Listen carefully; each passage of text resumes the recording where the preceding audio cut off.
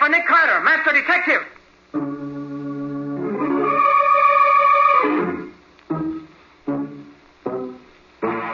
Yes, it's the case of the Dictaphone murder. Another case for that most famous of all manhunters. The detective whose ability at solving crime is unequaled in the history of detective fiction. Nick Carter, Master Detective.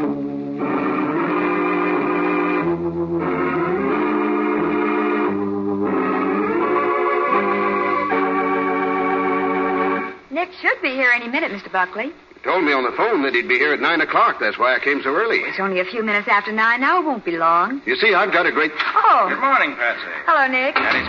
Oh, good morning, Mr. Buckley, isn't it? Yes, Mr. Carter. When I met you after your lecture at the club the other evening, I said to myself, that's the man I'll go to when I need help. And you need it now? Very much. I want you to thoroughly investigate Roger Denham, the man who's going to marry my daughter. Oh, what's he done? I don't know that he's done anything. I simply want to be sure that he's the right kind of man to be my son-in-law. Well, really, Mr. Buckley, I don't go in for that sort of thing at all. Oh, that's not the only reason. The Buckley Corporation is going to build a large new office building, and Roger Denham has been awarded the contract for the work. I want to know that he can carry it out successfully. Mr. Buckley, I deal for the most part in crime. It interests me, and I've made it my life work. What you're asking me to do does not interest me. Furthermore, I don't have the time for it. I see. Well, perhaps this will interest you. It's an anonymous letter I received in the mail this morning. I don't put much stock in such things, but, well, here it is. Roger Denham is married, has been for 6 years. His wife is now on her way to the Royal Arms Hotel. Better warn your daughter. Does that interest you, Mr. Carter? Not very much. Information like that can be checked too easily to offer any problem as far as I'm concerned. Nothing very mysterious about this note. It's typed on a decent grade of paper by a fairly good typewriter. Half of the letter L is missing because of a defective type bar, and there's no threat in it, except one fact. I'm sorry you won't act for me, Mr. Carter, but I suppose you'll have your reasons. Nick Carter's office, Patsy Bowen speaking. Oh, morning, Patsy. Nick there? Oh, yes, he is. Just a minute. For you, Nick, Sergeant Matheson. What got you down to your office so early, Matty? What do you mean, office? I've been there, and now I'm up here at the Royal Arms. If you're not busy, you might take a run over here. What's up? Murder. Guy named Roger Denham. Did you say Roger Denham? I did. Why? Friend of yours? No, just a coincidence, that's all. What about Denham, Mr. Carter? What's the story, Matty? He's been strangled to death. If you're not busy... I'll be right over. What room? 312. I'll wait for you, Nick, but make it snappy. I will. So long. Mr. Carter, has something happened to Denham? Buckley, when did you see him last? Yesterday evening. I called on him at the hotel to see if I could find out something about him personally. Why? He's just been murdered. Murdered? Denham? Yes. Police are there in his room now. Let me have that letter again. Yes, of course. Here. Thanks. Well, top of the morning to you, Patsy. Nick. Hello, Waldo. Don't bother to sit down, Walter. You and I are going out immediately. We're going to look into a murder.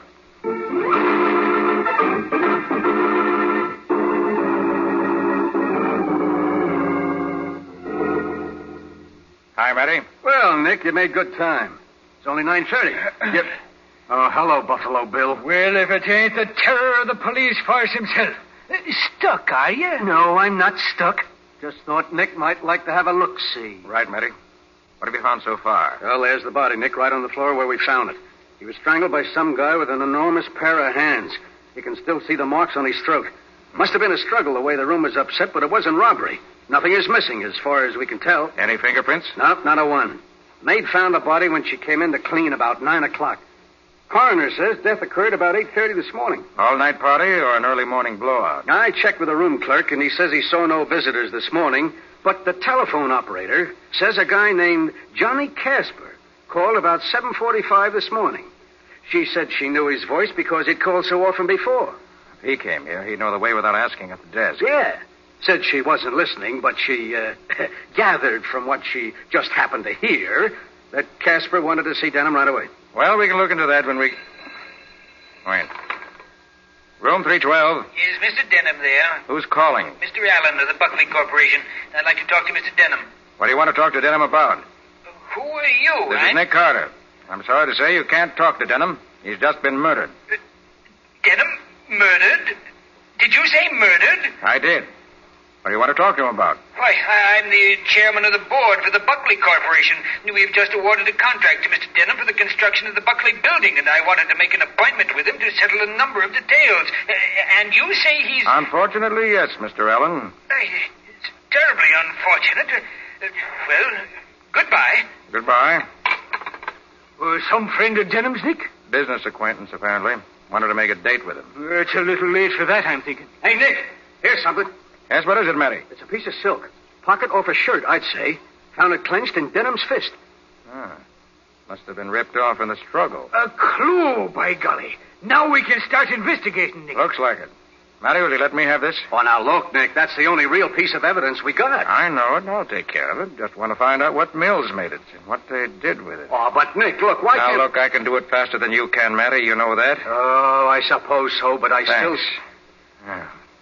Waldo, suppose you dig around and find out what Mills this piece of silk came from. Shouldn't be difficult because there's a flaw here in the weave. Should make identification easy. You better get going. Legwork.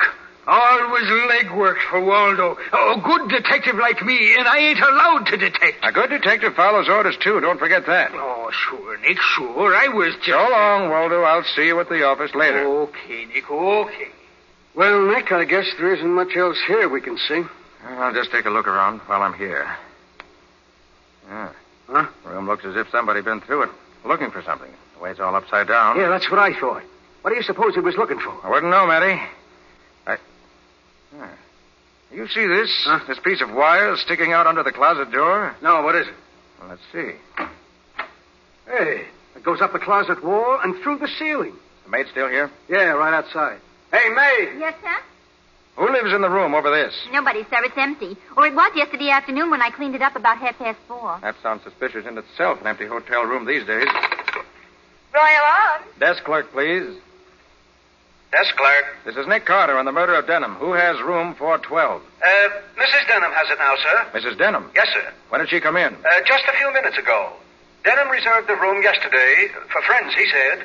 When Mrs. Denham came in, I supposed he meant it for her, so I gave it to her. I called Denham to check, but got no answer. What time was that? About 5 minutes to 9. Do you know anything about a wire in the closet of 312? A wire? No, Mr. Carter, I don't. That's all, thanks. Matty, I believe this wire is a part of the answer to this murder. Yeah? Let's go up and have a... Hey, that came from upstairs, Nick. Mrs. Denham, come on, Matty, hurry.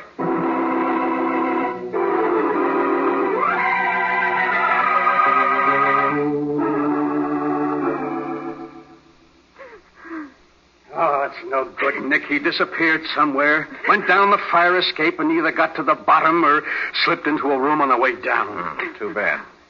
Now, Mrs. Denham, suppose you tell me the whole story right from the beginning. Well, I got here this morning just before 9 o'clock. The clerk said Roger had engaged this room for me, so I came up. I was too tired to unpack, so I just lay down on the bed for a few minutes. I didn't sleep because I had a queer feeling someone was watching me. Then about 15 minutes ago, I got up, washed, and started down to get some breakfast. But after I'd gone a few steps, I found I'd forgotten my lipstick, so I came back for it. As I opened the door, I saw a man in the room, just starting to climb out the window. I screamed, and he disappeared. Did you get a good look at him? No, I didn't. But he looked like a large man with big hands. I saw those. Mrs. Denham, how does it happen you arrived here just this time? Why, I got an anonymous letter yesterday. Here it is. Thank you. Your husband has been out of the Army for 6 weeks. He is staying here at the Royal Arms. Pretends he's not married and is making big play for daughter of head of Buckley Corporation. Enclosed is ticket from your town here. Better come if you want to avoid trouble. And the letter L, only half prints. Same typewriter and moved notes. What was that, Mr. Carter? Oh, nothing. Go on with your story, please. I didn't even know Roger was out of the Army. The last I heard was 2 months ago when he wrote that he and his buddy, Johnny Casper... Nick, Johnny Casper again. Yes. Go ahead, Mrs. Denham. He said they were getting out any minute, and he let me know as soon as they did. But when this letter came, I thought Yes, well, I know. And that's all? Well, yes, I think so. You mind if I have a look in your closet? My closet? Why, no, not at all. Anything here, Nick? There certainly is. A dictaphone machine. What? There's the wire that comes up from downstairs. This is what I rather expected, Matty. Denham was making a record of an interview we had with someone, but the record is gone. That's what the guy Mrs. Denham saw was after. Maybe he got it, Nick. Mrs. Denham, how long were you out of this room? Just a few seconds, no longer. I went out and then came back almost at once. Then the man didn't get it, Matty. Wouldn't have had time. But someone got it. That's the clue we ought to have, Nick. I bet it would tell the whole story. Yes, there must have been something pretty incriminating on it to make him kill Denham. Kill? Did you say kill Denham? Oh, no. I'm sorry, Mrs. Denham. I didn't realize you heard me. I'm very sorry, but it's true. Oh, Your husband was killed about an hour ago. Roger, dead. Mary, better take this machine to headquarters. See if there are any prints on it that'll help. Okay, get Mrs. Denham's, too, just in case. Nick, I don't know. Better take no chances. Let me get the serial number on the machine so I can have Patsy check on it, and I'll be on my way. Get on your way where, Nick? To see Johnny Casper. He looks like a good starting point.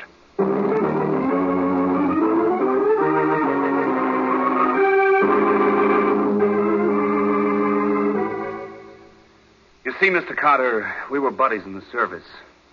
I liked Roger, so when we got out, I brought him back here with me. He'd been a contractor in a small town about 100 miles north of here, and I thought perhaps we could go in business together. I'm a contractor, too, you know. No, I didn't. Oh, yes, I've done some pretty big things for a young fellow. Well, anyway, I introduced Roger to Mr. Allen, the chairman of the board of the Buckley Corporation, and to Buckley himself. Then I took him up to Olive's house one night. She's Buckley's daughter. I was engaged to her at the time. Well, I introduced him to her.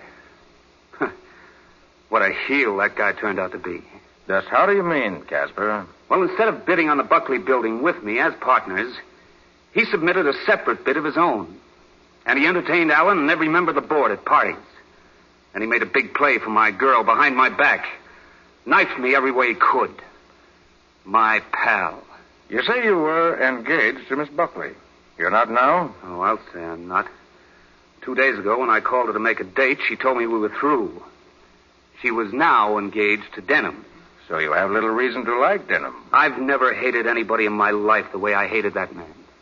Where were you this morning about 8 o'clock?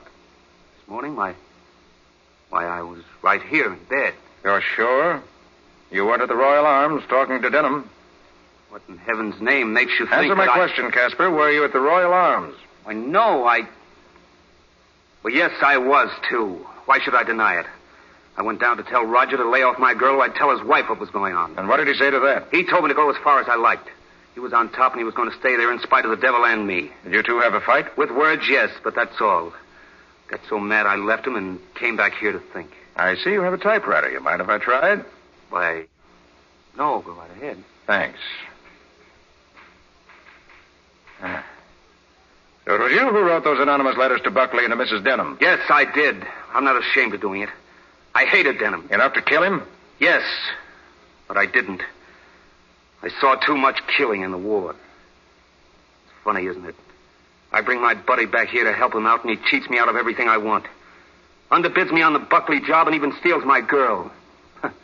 What a laugh. No, I didn't kill him, but I wish I had long ago.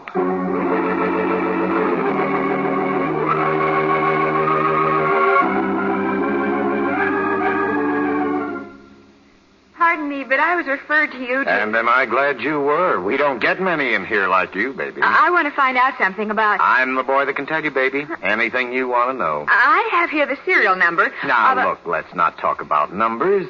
Let's talk about you. You're the number I'm interested in right now. Well, look, will you please listen? Am I listening to every word you say, gorgeous? Go ahead, talk. I want to find out about Dictaphone machine number 248749AY. Hey, look. What are you doing tonight, slick chick? Working. Number 248749AY, please. I bet you do a mean rumba. How's about giving me a whirl tonight, hmm? Oh, look. I want to find out about this... Yeah, baby, I'm trying to find out, too. How late are you working tonight? Huh? I don't know. No, I bet you're not working at all. Just stalling me along to see how far I'll go. Well, I'll go a long way for you, good-looking. Oh, will you please? Oh, listen, Reb, how's about letting me call you when I get through tonight? Have we done together? I know just the place. Come on, what do you say? All right, you win. Call me at Pennsylvania 68601. Ask for Patsy. Atta, baby, now you're cooking on all four. Now, what do you want to know? Where this machine 248749AY has been for the last 48 hours. Well, leave me look.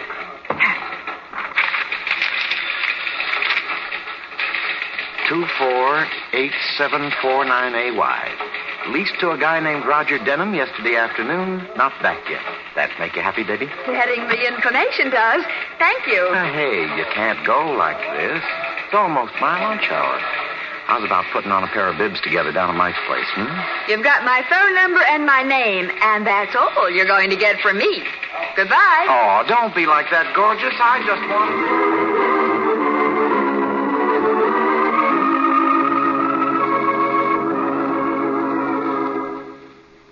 Oh, there you are, Patsy.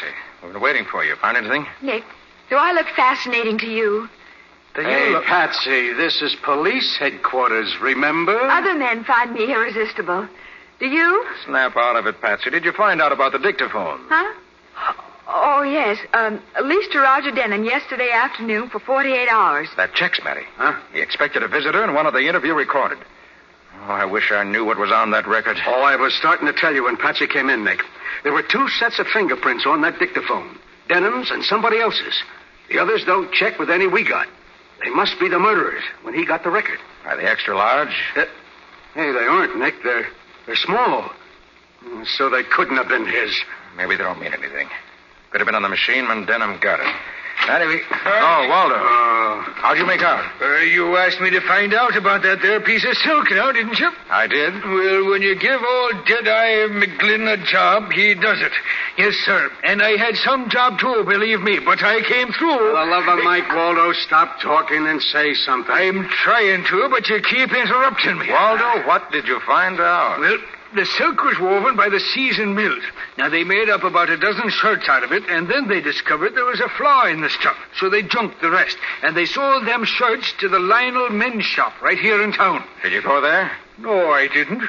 I thought maybe you would like to do some of the detecting yourself. Okay. That's my next visit. The Lionel men's shop. Come on, Patsy, come on.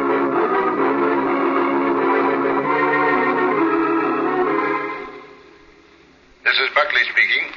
This is Nick Carter, Mr. Buckley. I find that you bought a dozen white silk shirts from the Lionel shop a few months ago. Yes, I did. They offered me a special price, I recall. Why? Did you keep them all yourself? Why, no, I didn't. I got them just before Christmas, and I gave several of them away as presents. Could you tell me to whom you gave them? Well, now, let me see. I remember giving Alan 3 of them, and I kept 5 for myself, I think. And the others... Oh, yes. My daughter Olive gave the rest to Johnny Casper so he'd have some when he got out of the Army. They were going around together at that time. Nobody else got any? I believe not. Couldn't swear to it, of course. All right, thanks. Sorry to bother you. Goodbye. What do you say, Nick? He kept some, gave some to Alan, and some to Casper. Casper? We keep coming back to him, don't we? Seems so. He certainly had a motive. But if he did it, where does the dictaphone come in? Yes, I see what you mean. But who else is there? Alan? Well, I suppose we better check on his whereabouts at the time of the killing this morning. Mustn't leave any stone unturned. Come on.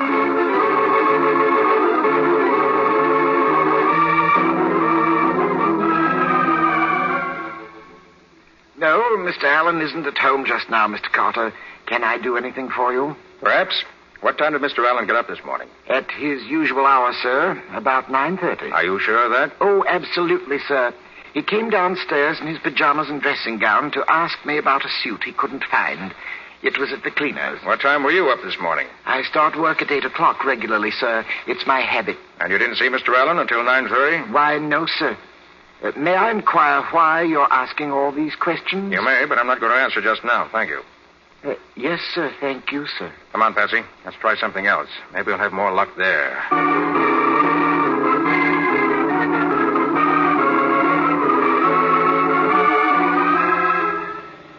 Well, Nick, you going to check up on Mr. Buckley?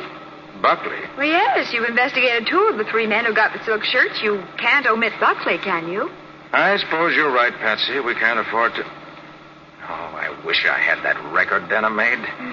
That would probably tell us the motive. Just now, we are completely missing a motive. Well, Casper had one. But as you've said, that doesn't account for the record. No, it doesn't. I wonder... Huh? What is it, Nick? Wait. I want to call Matty. I'm going in the drug show here. Okay. I'll be right back. All right.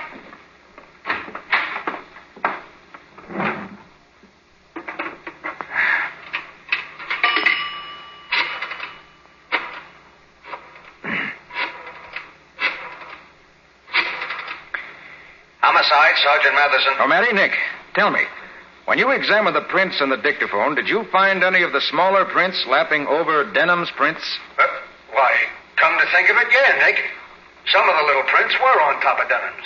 Why? Thanks. I'll see you later. Bye.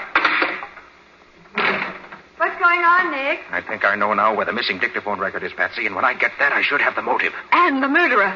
Let's go, Nick.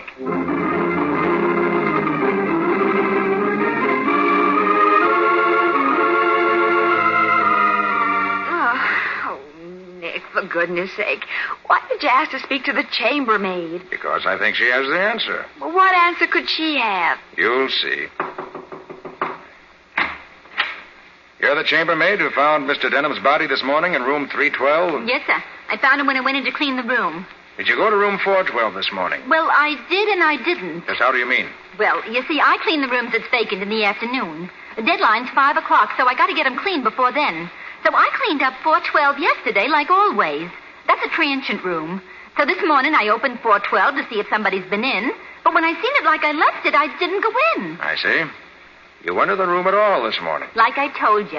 I just looked in and see nobody's been in, so I locked it up again. You won't mind letting me take your fingerprints, will you? Fingerprints? What do you want them for? Just for the record. You're not scared, are you? Scared? Why should I be scared? And you won't mind if I take your prints? No, I don't guess so. How do you do it? Just press your fingers on this little ink pad. Like this. Yeah? Then press them on this pad. Like this. Yeah. There. Do they match, Nick? Match? Match what? So you didn't go in room 412 this morning. I told you I know what you told me. Now tell me the truth. You went to the door and you went in.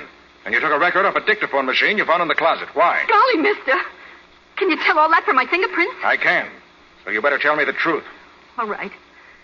Well, here's what happened, and it's the gospel truth. I opened the door like I said. Then, just as I started to close it again, I heard a funny noise. I listened, and it come from the closet. I looked, and there was a funny machine there with one of them trick kind of records on it. And you took it? Yeah. I didn't think it was stealing. I just wanted to see what was on it. So I brought it down here, and when I got a chance, I was going to play it on one of the machines in the office. But I've been too busy. Do you know that Denham was killed for that record? Honest, mister? And if the murderer finds you've got it now, you're next. Gee, I wouldn't like that. I don't want to be killed. And you better get me the record right now. Sure. Sure, mister. I got it hidden in one of the cleaning closets. I'll get it for you, honest. You wait right here. We'll wait. And then we'll play the record, Patsy. I've got to know what's on it.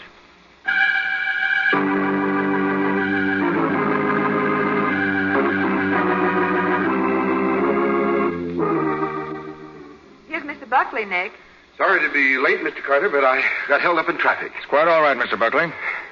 Now that you're all here, Buckley, Allen, Casper, and Sergeant Matheson, I'll tell you why I called you together. As you know, Roger Denham was murdered this morning in his hotel room, strangled.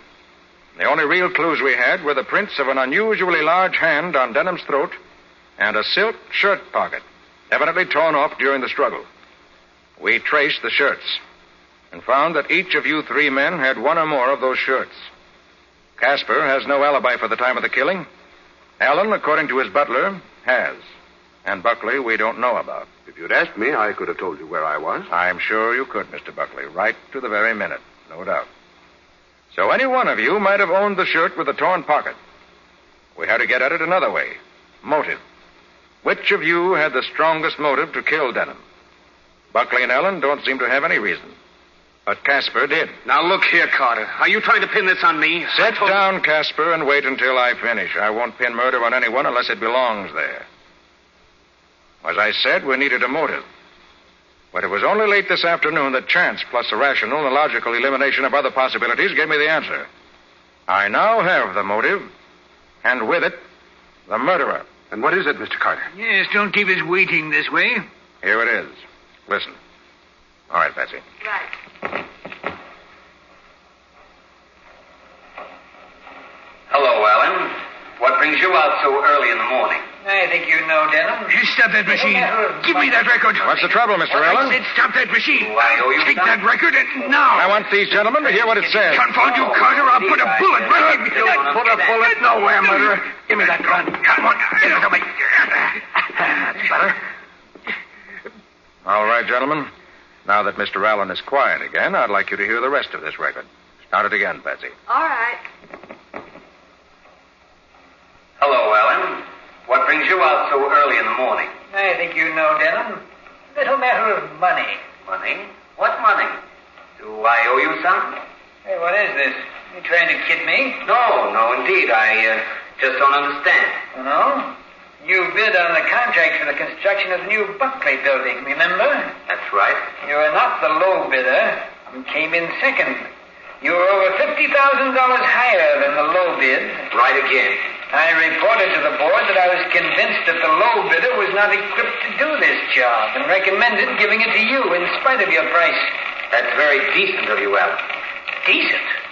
You promised me $10,000 if I got you that contract. That's why I'm here. I want half of that $10,000 now before the contract is signed. Hey, Alan, I never promised to pay you to give me that contract. I don't do business that way. Why, you double-crossing gip artist. You'll pay me what you promised or that contract will never be signed, I promise you. But the board awarded it to me. On my recommendation, and they'll award it to someone else if I don't get what's coming to me. I boss that board, and don't forget it. They do what I say. And you're going to do what you said you would, or else. That's the end, Nick. That's the most incredible thing I ever heard. So Alan killed him. Mr. Allen, would you care to tell us what happened after the record was shut off? Nothing. I left at once. May I see your shirt? No. Yes. Here, open your vest. That's a good boy. Nick, he hasn't changed his shirt. His pocket's missing. Very probably didn't even know it was gone on all the excitement of the murder. And if further proof is needed, I believe his hands will correspond to the marks on Denham's throat. I see you have unusually large hands, Mr. Allen. Denham was a louse. He shut the machine off and told me he'd been making a record of our conversation. Said if I tried to collect what he'd promised me, he'd take the record to Buckley. I knew that would ruin me, and so You killed him so you could find the record, so you could destroy it. I wouldn't have believed it possible. Well, you're right about one thing. You're through, finished, as far as I'm concerned. And as far as the state is concerned, too, the chair will finish him. That's the case, gentlemen. Oh, that's for me, Nick. For you, Patsy. Who is it, do you know? Oh, I'll say I do. Wait till he hears what I'm going to tell him. Oh, but I do wish somebody else would talk to me that way. Just once in a while. Hello!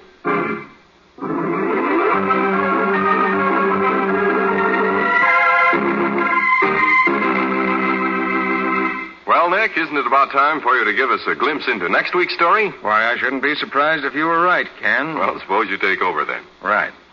The ingredients of my story next week are, first, a man who died of heart failure, but who was really murdered. A will, which was the will the old man wrote, but which proved to be not the will he wrote. And a signature which was forced by a person who wanted it known it had been forged. Sounds like a fine collection of contradictions to me. What do you call it, Nick? I call it the case of the clumsy forgeries.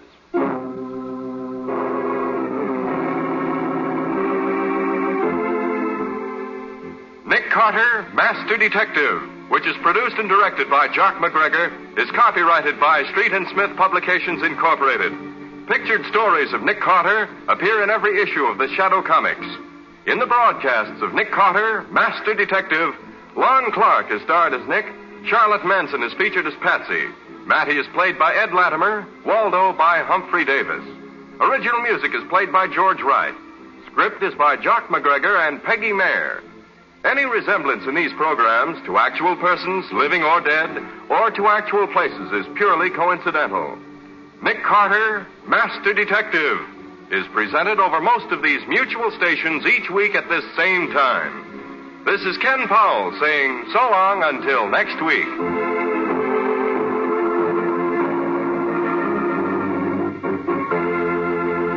This program was heard in Canada through the facilities of the Canadian Broadcasting Corporation.